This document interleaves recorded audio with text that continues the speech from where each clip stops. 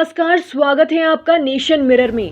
राजपूत या क्षत्रिय एक ऐसा शब्द जिसको सुनते ही मन में भाव आता है शायद कोई राजा महाराजा के खानदान से होगा। कई जगह आपने देखा होगा कि लोग बड़े गर्व से कहते हैं हम राजपूत हैं। जय भवानी, जय राजपूताना जैसे नारे भी आपने अक्सर सुने होंगे। यहाँ पहले राजपूत रजवाड़े होते थे, लेकिन अब सच्चाई कुछ और ही है। ये लोग अक्सर आपको बोलते दिख जाएंगे कि ये राजपूताना की जुबान है जो कभी नहीं बदलती। लेकिन इतिहास में आखिर क्या है राजपूताना की आन बान और शान का सच? इस वीडियो में दूध का दूध और पानी का पानी हो जाएगा। आज बहुत गहनता से हम जिक्र करेंगे अतीत के पन्ने पलटते हुए वर्तमान समय तक के कड़वे सच का, जो शायद सबको हजम न हो, लेकिन सत्य तो सत्य है जिसको झुठला नहीं सकते। राजपूत शायद तब से धरती पर है जब से धरती का जन्म हुआ है। आप ये कह सकते हैं कि भगवान श्री राम के समय से ही है, लेकिन बात हम इनके इतिहास की ज्यादा पुरानी नहीं करेंगे क्योंकि वो शायद काल्पनिक भी लगे। शुरुआत करते हैं हम मुगल काल के समय से लेकर आज के वर्तमान तक की। जिस समय मुगल भारत में आए थे उस समय पूरा देश एक हिंदू राष्ट्र हुआ करता और उस समय का हिंदू राष्ट्र अफगानिस्तान और ईरान तक था। ज्यादातर रियासतें राजपूत राजाओं के पास ही थी। वहीं राजा हर्षवर्धन एक ऐसे राजपूत शासक थे जिन्होंने 590 से 647 ईसा पूर्व तक एक छत्र शासन किया और पंजाब को छोड़कर पूरे उत्तर भारत में अपना एक सुदृढ़ साम्राज्य स्थापित किया। आपको बता दें कि राजा हर्षवर्धन के बाद कोई भी ऐसा राजा नहीं था जिसने भारत पर इतने लंबे समय तक राज किया हो। लेकिन राजा हर्षवर्धन के बाद प्रतिहार वंश के गुज्जर नरेश मिहिर भोज का शासन काल लंबा चला, जिन्होंने विदेशी आक्रांताओं को नाकों चने चबवा दिए थे। गुज्जर नरेश प्रतापी राजा हुए हैं। हालांकि अलग अलग रियासतों के अलग अलग राजा थे, सबका जिक्र उस समय के इतिहास में नहीं किया गया है और न ही किसी अन्य राजपूत राजा का। कुछ गद्दारी नामक कलंक भी राजपूत समाज के कुछ राजाओं पर लगा है, जिन्होंने मुगलों, अकबर और अंग्रेजों का खुलकर साथ दिया था। और इतिहास में लिखा गया है जैसे राजा मानसिंह और जयचंद रणधीर सिंह और राजा मानसिंह और जयचंद तो मुगलों के सेनापति बनकर राजपूतों से ही और अन्य हिंदू राजाओं से लड़े थे और गद्दारी का जीता जागता उदाहरण पेश किया था। उस समय से राजपूत भी इनको गद्दार ही बोलते थे। जोधाबाई और अकबर के विवाह जैसे कई मामले बदनामी के रूप में इसी समाज के साथ चस्पा हुए हैं और राजपूतों के साथ भी कई मुस्लिम राजकुमारियों ने विवाह किया था। वो भी एक तरह से बदनामी का ही टीका राजपूत समाज के साथ जुड़ा हुआ है। राजपूत राजाओं के अहंकार और आपसी लड़ाई झगड़े एवं मतभेद की वजह से भारत छोटे छोटे राज्यों में बंट गया, जो इस समाज में आज भी जारी है। एक दूसरे को देखकर चिढ़ना, असल में अपने ही भाई का भाई बैरी आज भी है और पहले भी था। वहीं राजपूत शासकों की विचारधारा का आपस में मेल नहीं खाने का सबसे बड़ा फायदा मुगलों को हुआ। आपसी लड़ाई के कारण राजपूत शासक एक दूसरे पर हमला करते थे, जिससे राजपूत वंश का पतन होता चला गया और मुगल साम्राज्य का विस्तार हुआ। आज के दिन राजपूतों पर आरोप लगते रहते हैं कि राजपूतों ने देश पर मुगलों का राज कराया था। क्या ये सत्य है? इस पर हम गहराई से जिक्र करेंगे कि राजपूत आन बान शान के पीछे सच क्या है। हाँ, ये बिल्कुल सत्य है कि राजपूतों में गद्दार हुए हैं और जिन्होंने मुगलों का साथ दिया है। लेकिन अगर सारे ऐसे होते और देश के लिए, धर्म के लिए न लड़ते, तो आज भारत हिंदू राष्ट्र नहीं मुस्लिम राष्ट्र होना चाहिए था। क्योंकि इस्लामिक हमलावर तो युद्ध जीतने के बाद सबसे पहले धर्म परिवर्तन कराने लगते हैं। जैसे आज का ईरान तो पारसी धर्म वाली धरती थी, अरब पैगन, अफगानिस्तान हिंदू और बौद्ध, ये सब युद्ध हारने के बाद ही मुस्लिम बने हैं।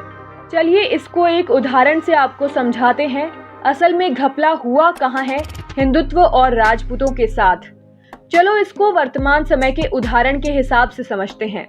2014 में जब नरेंद्र मोदी चुनाव जीतकर प्रधानमंत्री बने, वामपंथी मीडिया और बुद्धिजीवी समाज ने कहना शुरू किया कि मोदी को 38% जनसंख्या ने वोट दिया है। इसका मतलब 62% जनसंख्या ने मोदी के खिलाफ वोट दिया है। और उन्होंने किताबें भी लिख दी कि 62% लोग मोदी के खिलाफ क्यों थे।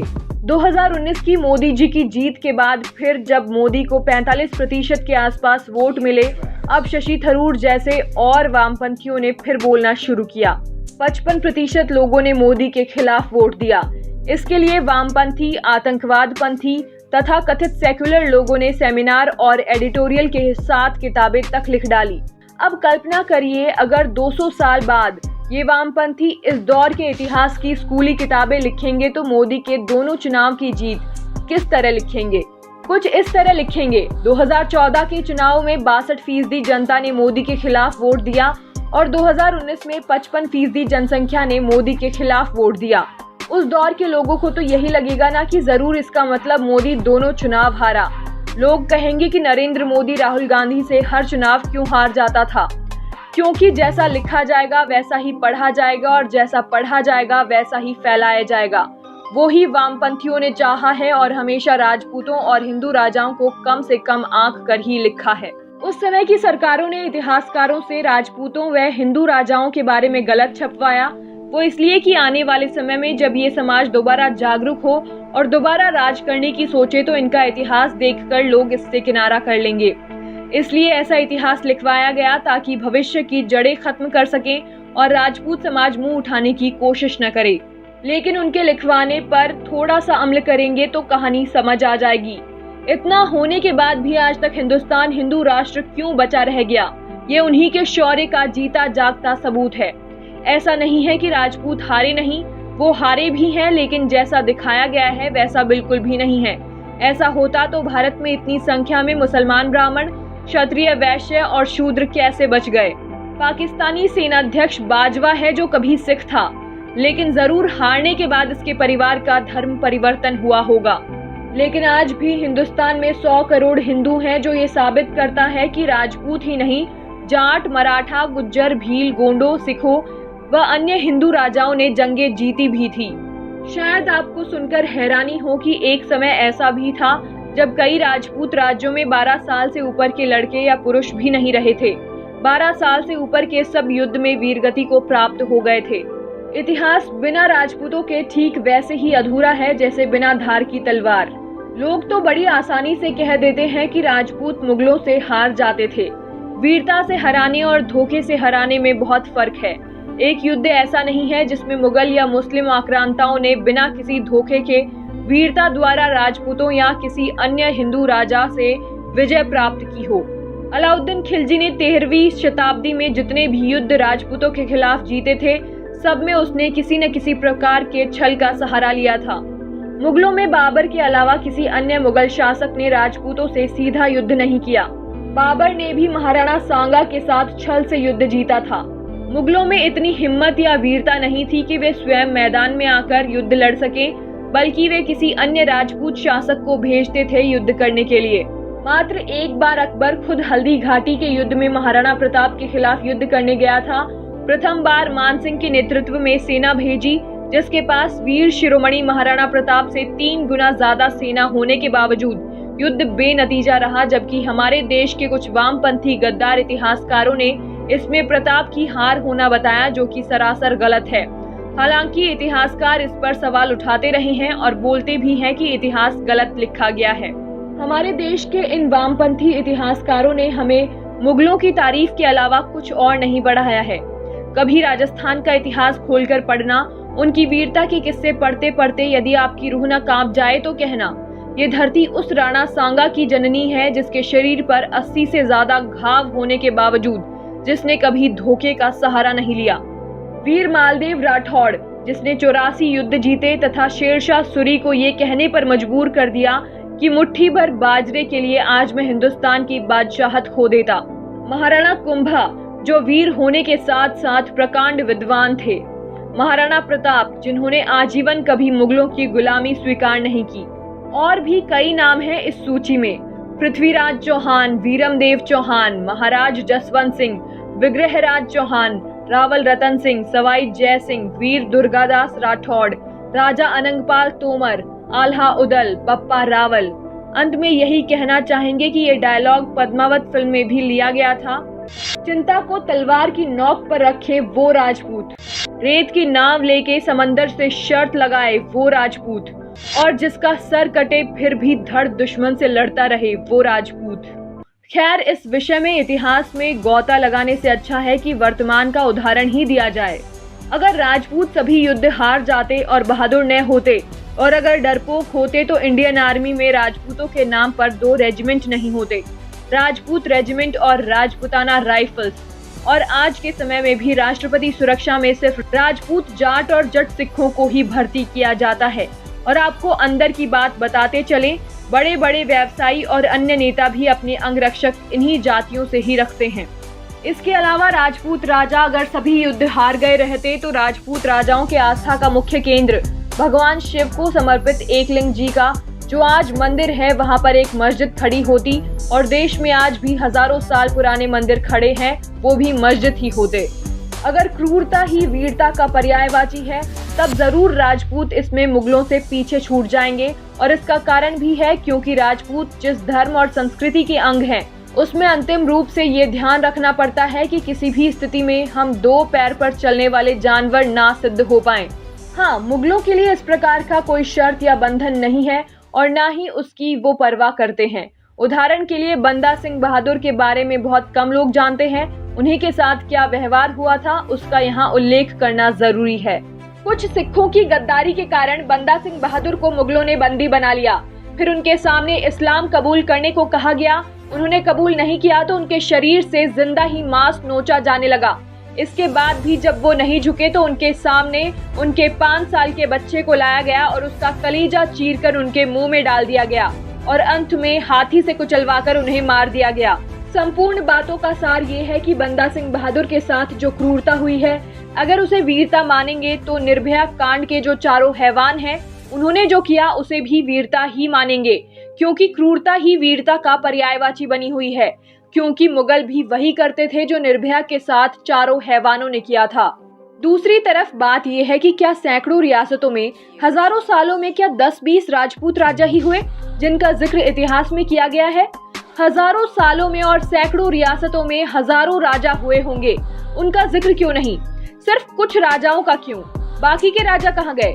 असल में सिर्फ कमजोर इतिहास लिखा गया है, सिर्फ कमियां बताई गई है वामपंथी लोगों के द्वारा, अच्छाई का कहीं जिक्र नहीं है।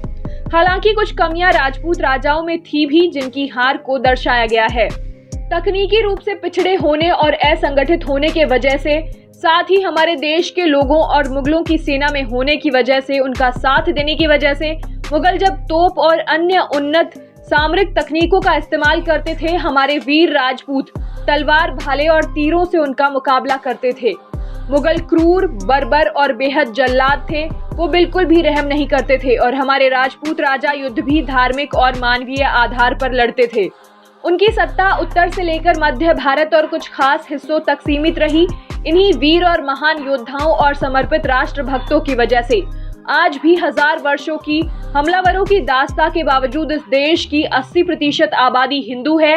ये हमारे वीर राजपूत, मराठा और सभी क्षत्रिय राजपूतों की वजह से और वीर सपूतों के शौर्य और बलिदान से संभव हुआ है। रही बात हिंदू मुस्लिम विवाह की, तो वो आज भी हो रहे हैं। सैकड़ों बॉलीवुड में और सैकड़ों राजनेताओं में उदाहरण बने हुए हैं। कितने ही उदाहरण तो हिंदुत्व का दम भरने वाली बीजेपी आरएसएस में है। वो मुस्लिम नेता मंत्री हैं जो हिंदू लड़की से शादी किए बैठे हैं, जैसे शहनवाज हुसैन और मुख्तार अब्बास नकवी, सिकंदर बख्त और मुजफ्फर खान। कांग्रेस नेता सचिन पायलट ने भी मुस्लिम लड़की के साथ शादी की है, जो जम्मू कश्मीर के नेता फारूक अब्दुल्ला की बेटी है। अब किस चश्मे से समाज इन्हें देखता है या भविष्य में किस चश्मे से देखेगा, ये तो समय ही बताएगा। और रही बात त्याग की, जब देश को लौह पुरुष सरदार वल्लभ भाई पटेल ने लोकतंत्र में तब्दील किया, उस समय 565 रियासतों में से ज्यादातर रियासतों के मालिक राजपूत ही थे और उन्होंने खुशी खुशी देशहित के लिए अपनी रियासतों का विलय कर दिया। लेकिन ये तो हो गई इतिहास की बात। आज का राजपूत किस हाल में है? राजपूत को अब राजपूत न लगाकर सिर्फ क्षत्रिय जाति लिखनी चाहिए, क्योंकि राजपूतों के राज तो जा चुके हैं। वैसे अधिकतर राजपूतों की कंडीशन ज्यादा सही नहीं है। कुछ ज्यादा ही अमीर हैं और कुछ ज्यादा ही गरीब। अमीर कम हैं और गरीब ज्यादा। बीच वाली हालत कम ही है। लगभग सब जगह पर्दा या घूंघट प्रथा अभी तक बड़े पैमाने पर बाकी है। पढ़ाई में लड़कियों को अब भी कहीं न कहीं कम ही रखा जा रहा है। हालांकि कुछ जागरूक आज बेटियों को भी स्कूल कॉलेज भेज रहे हैं। महिलाओं को नौकरी करने की इजाजत बहुत ही कम होती है। महिलाओं को शुरुआत से ही बाहर निकलने की इजाजत नहीं होती थी, लेकिन अब बदलाव आ रहा है। घर की दहलीज नए पार करने वाली महिलाएं भी आजकल आपको राजनीति में हाथ आजमाती भी दिख जाती हैं। राजपूतों के बच्चे छुटपुट नौकरी करते भी मिल जाएंगे। एक बात और, लव मैरिज या अपनी पसंद से शादी अब भी नए के बराबर ही होती है। छोटी छोटी बातें नाक का सवाल बन जाती है। ऑनर किलिंग के मामले भी सुनने को काफी मिल जाते हैं। अब बात करते हैं देश भर में क्षत्रियों के राजनीतिक प्रतिनिधित्व के बारे में। 275 एमएलए, 75 एमएलसी, 32 लोकसभा सांसद, 15 राज्यसभा सदस्य, 3 मुख्यमंत्री, 1 उप मुख्यमंत्री, 3 राज्यपाल, 8 केंद्रीय मंत्री, राज्य सरकारों में 50 मंत्री हैं। यानी करीब 465 माननीय क्षत्रिय समाज से आते हैं। क्षत्रिय जनसंख्या करीब 10 करोड़ है। देश के 29 में से करीब 15 राज्यों में राजपूत विधायक और सांसद हैं।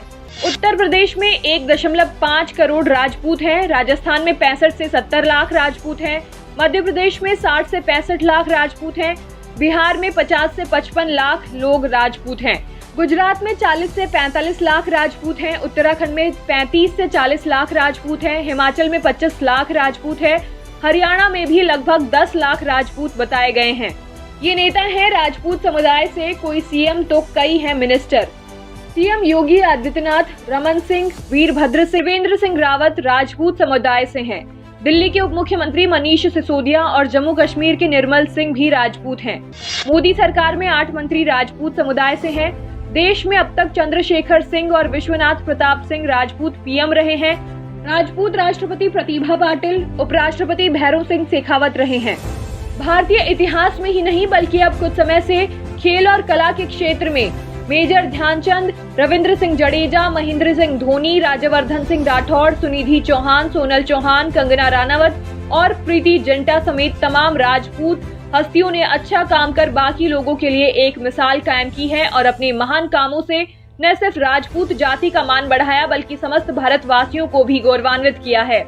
इतिहास में ठोकर खाने के बाद और उससे सीख लेते हुए आज इन्होंने एक दूसरे का साथ देना चालू कर दिया है और एक छोटे से बच्चे की तकलीफ में भी सैकड़ों हजारों के लोग खड़े हो जाते हैं, आपस में सहायता करते हैं। लेकिन राजपूतों के इक्का दुक्का नेताओं को छोड़कर बाकी नेता आज भी फिसड्डी हैं। वो सिर्फ इनको वोट बैंक समझने के अलावा कुछ नहीं समझते हैं, न किसी मुद्दे पर उनका साथ देते हैं। बस वोटों के समय उनको याद आता है कि वो भी राजपूत हैं। तो जाति धर्म में बंटकर देश को खोखला न होने दें, एकता बनाए रखें। पुरानी कहावत है, एकता में बल है, एक बने नेक बने। आशा करते हैं हमारे द्वारा किया गया ये छोटा सा विश्लेषण आपको पसंद आया होगा। अगर पसंद आया तो चैनल को सब्सक्राइब जरूर करें और बेल बटन दबाना बिल्कुल न भूलें।